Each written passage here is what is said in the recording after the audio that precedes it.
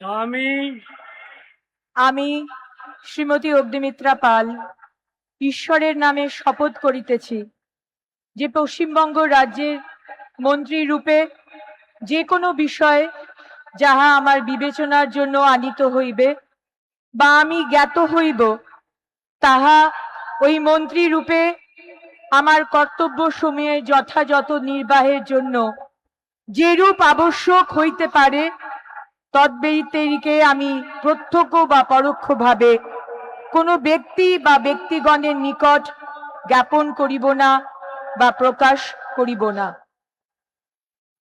আমি আমি শ্রীমতী অগ্নিমিত্রা পাল ঈশ্বরের নামে শপথ করিতেছি যে বিধি দ্বারা স্থাপিত ভারতের সংবিধানের প্রতি আমি অকৃত্রিম নিষ্ঠা ও আনুগত্য পোষণ করিব। আমি ভারতের সার্বভৌমত্ব ও অখণ্ডতা রক্ষা করিব।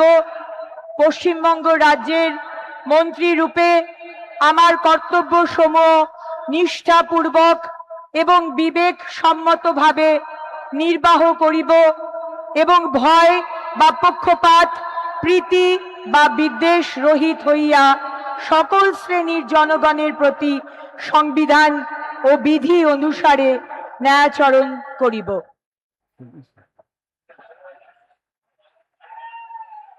বললাম।